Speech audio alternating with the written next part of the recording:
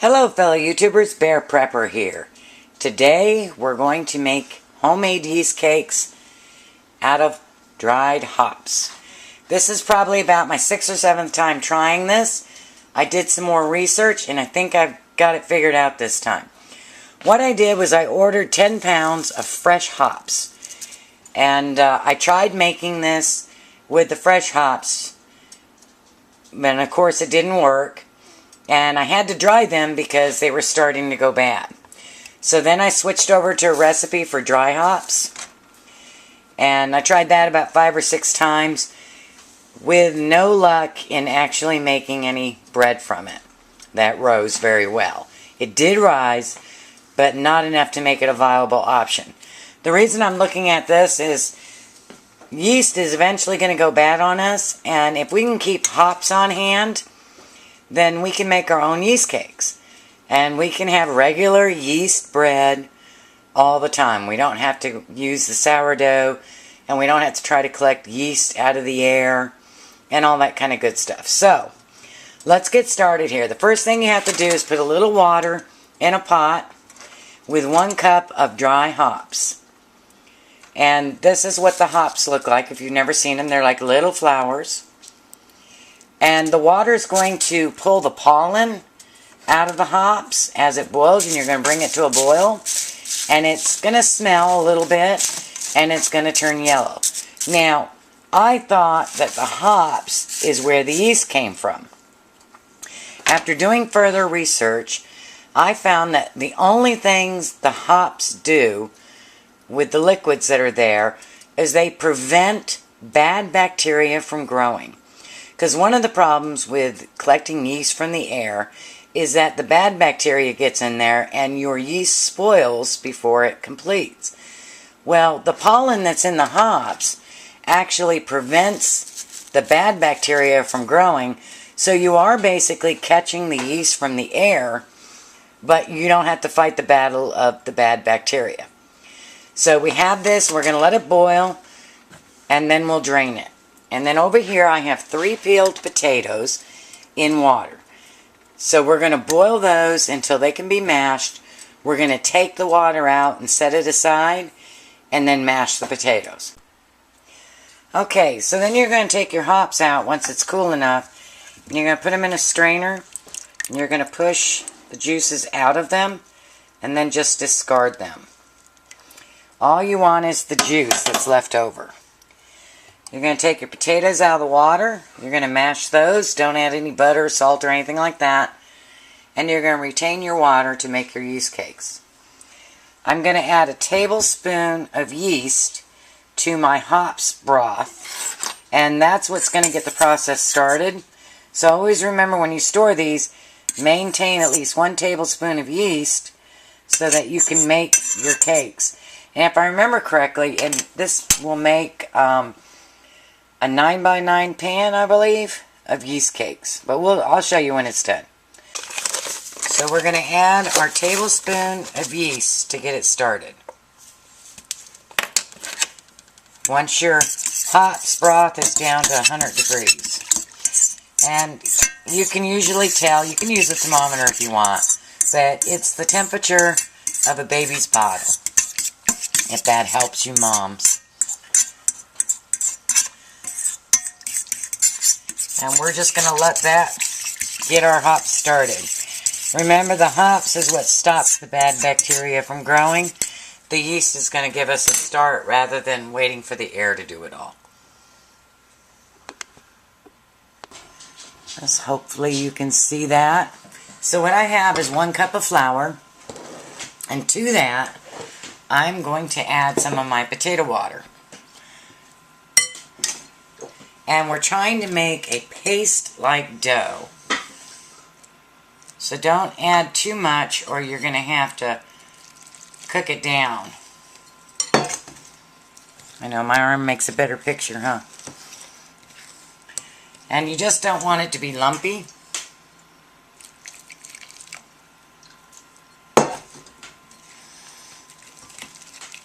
Like my new Christmas outfit? Isn't that a pretty color?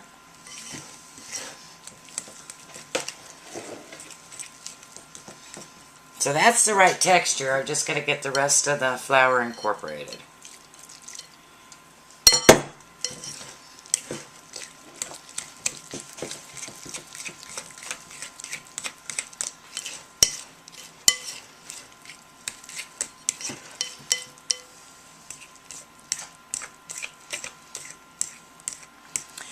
And you should mix kind of slowly, otherwise you're going to give yourself a lot of lumps. Now we're going to add the mashed potatoes and 2 tablespoons of sugar. I'm going to do the sugar first because it'll be easier to dissolve into it. A little short. Just going to mix it up.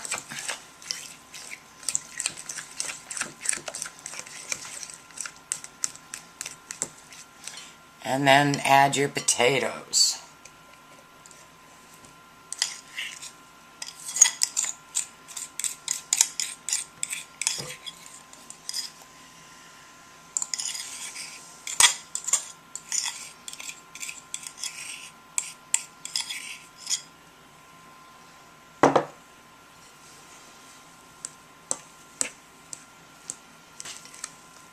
We're going to mix well. So see, it's really not very hard. I think I've spent maybe 15 minutes working on this, maybe 20. Well, maybe longer. I took the dogs out and let the water boil. And now I'm going to add my hops water. As you can see, the yeast, I don't know if you can tell or not, the yeast has started to ferment. I'm just going to stir it up real good. Make sure that yeast is dissolved. And pour it on top. Oops, we got a couple of hops petals. We'll take them out because they may not taste very good.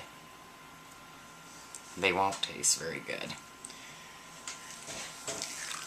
And then we're going to mix it up.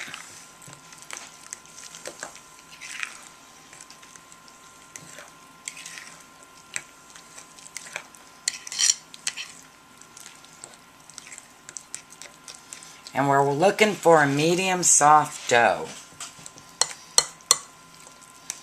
You may have to add more flour, but I like to add cornmeal at this point if it's too runny.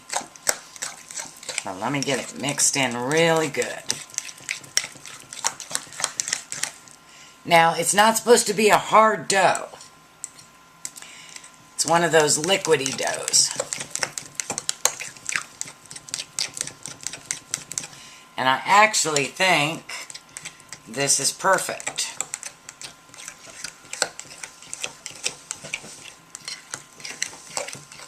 It's supposed to be soft. Well, maybe it is a little runny. Let me put a little cornmeal in it.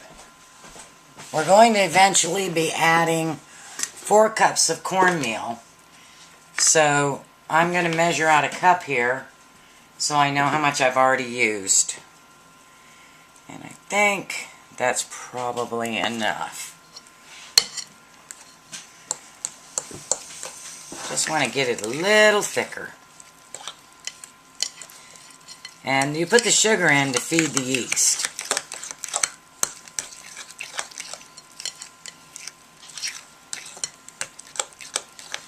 Now I'm going to put this in my dehydrator to rise. But you can do Yankee Prepper's way and put a pan of boiling water in your oven and then set your dough inside there. That works really well too. But since I have the dehydrator, I'm just going to use it.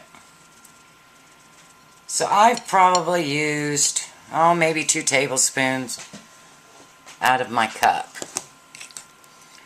of cornmeal, just to get it a little thicker. And remember, cornmeal, as the water hits it, it's going to get even thicker because it's going to absorb the liquids.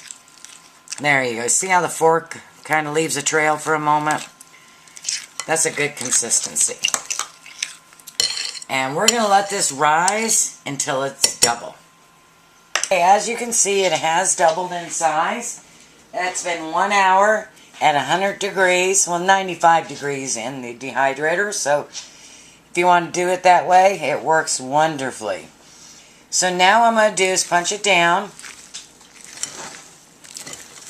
and we're going to start adding cornmeal. Maximum of 4 cups. And that's 1. The rest of the 1 cup that I used to thicken it before I put it in the dehydrator. And you're just going to mix it in until it forms a stiff dough.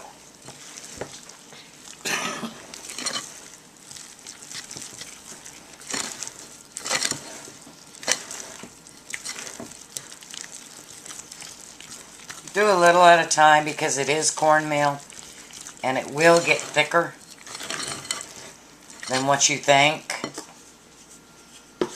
as it absorbs the liquid. And here's 2.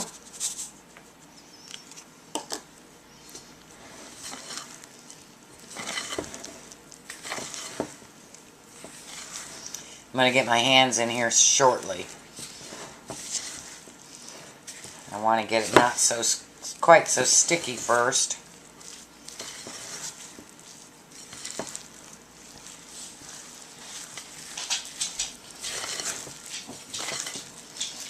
I'm just mixing it up. I like to use my little knife because it bends with the bowl.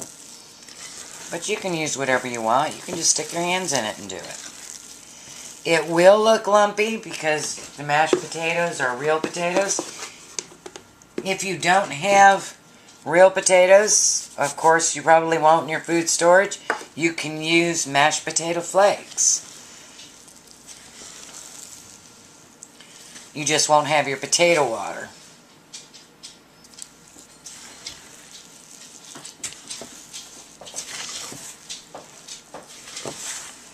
Alright, so now it's time to get my hands in there.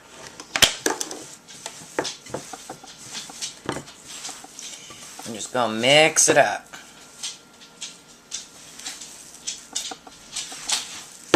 And what you're trying to do is get a consistency that you can cut. Because we're going to cut it into cakes. Now your cakes are 1/2 inch thick. And 3 by 3 is what they were in the olden days. So that's what you want to get it to. And we're almost there. I don't think I'm going to need 4 cups. I think we might be looking at 2.5. Because I've still got some cornmeal on the bottom here.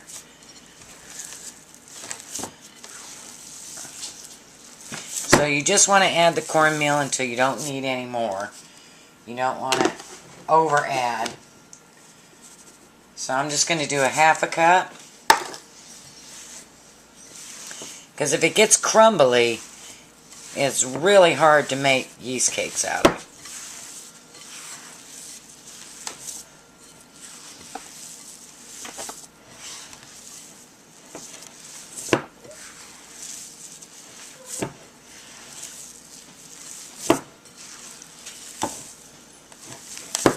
See, that's a nice stiff dough.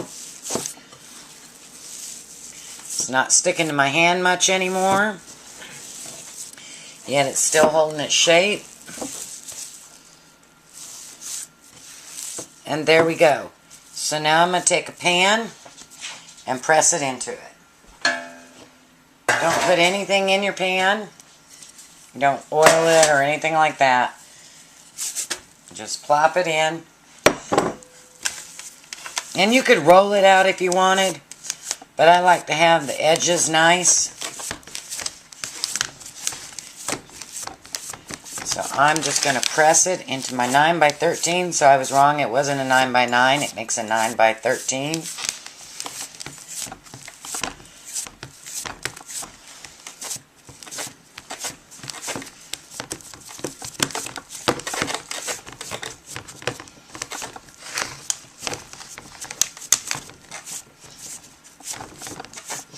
Now, when you're getting ready to make your next batch, you want to save one of your yeast cakes, and you can use that as your yeast starter for your next batch.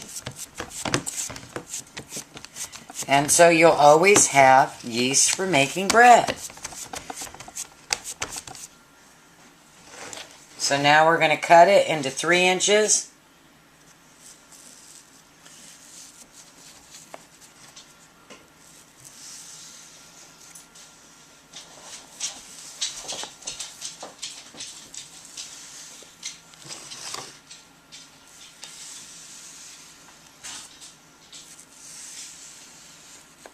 And we're going to let those dry just a little bit so that we can get them out of the pan. And then we'll put it in the dehydrator at 95 degrees. Or you can just put them on the counter and just flip them continually to let them dry. In the dehydrator, you don't really have to flip them that much. Once or twice and you'll be fine. But on the counter, you really need to keep flipping them because the water is going to seep to the bottom. Okay, I had forgotten to put cornmeal on the bottom of my pan to stop these from sticking. So it's almost easier, I'm finding, with this batch to just press it into a square on your table.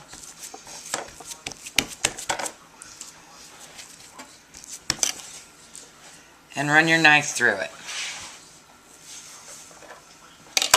And then just lift it up and toss it on your dehydrated tray.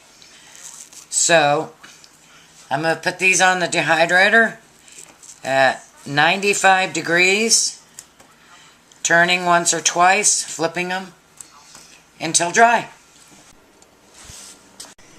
Okay, it's been about 4 hours, maybe 5. They are just about dry. I'm going to take them out and put them on I guess just leave them on this and just let them finish off. And then we're going to make some bread with them. Aren't you excited to see how they work?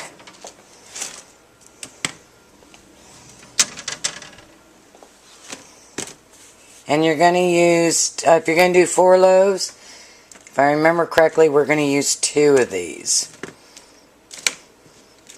So that would be 4. So 2, 4, 6, 8, 10, 12, 14, 16, 18, 32 loaves of bread. Not bad.